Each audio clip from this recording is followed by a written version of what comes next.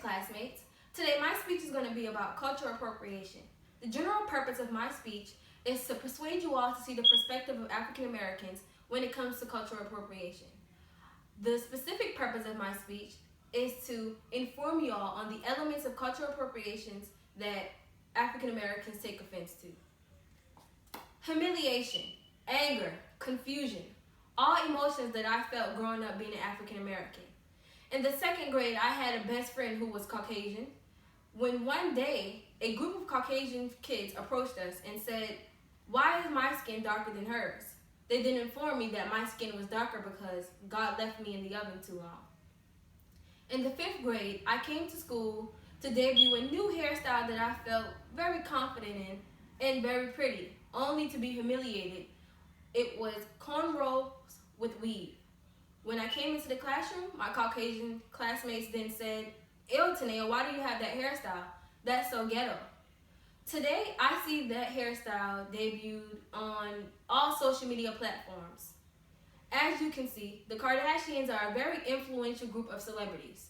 Most of the things that they do, they go worldwide with it. It hits the internet and then it's a new trend.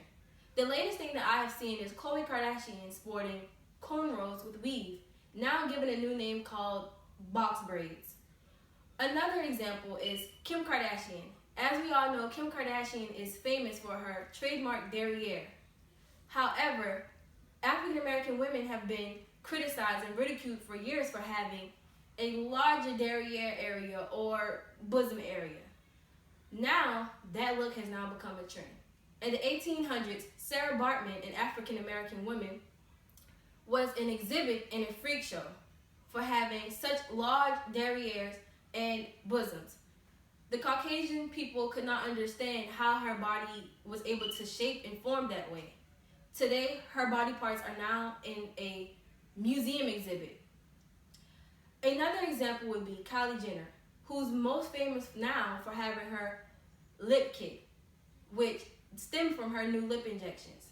The lips that African Americans were called monkey for many, many years is now a trend because Kylie Jenner got lip injections.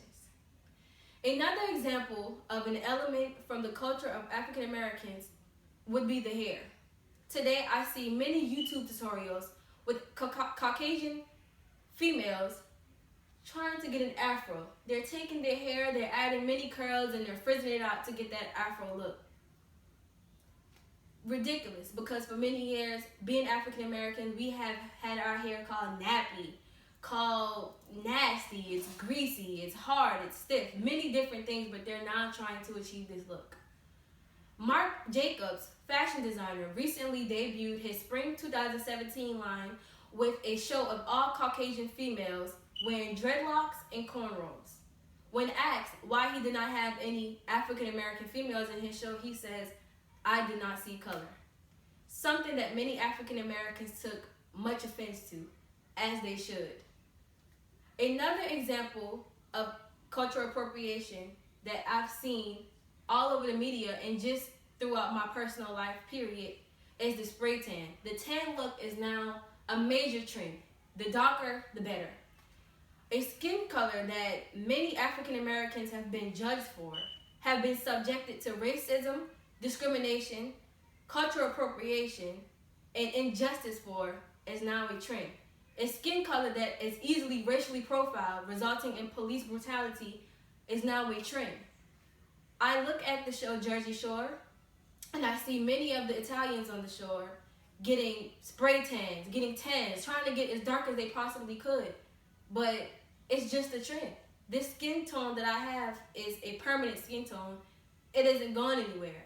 But the stigma behind it is forever, and I cannot change that. And finally, I hope that you all can see how the elements that other individuals are taking from the African American culture without giving credit to is very offensive. We don't get credit for anything that we do, instead we get ridiculed for it. When other races do it, they get all the glory, all the praise, something that African Americans will never get. Thank you all for allowing me to appropriately discuss the elements of my culture. explaining to you all why African Americans take offense to cultural appropriation. Again, my name is Tanea Chandler. Thank you.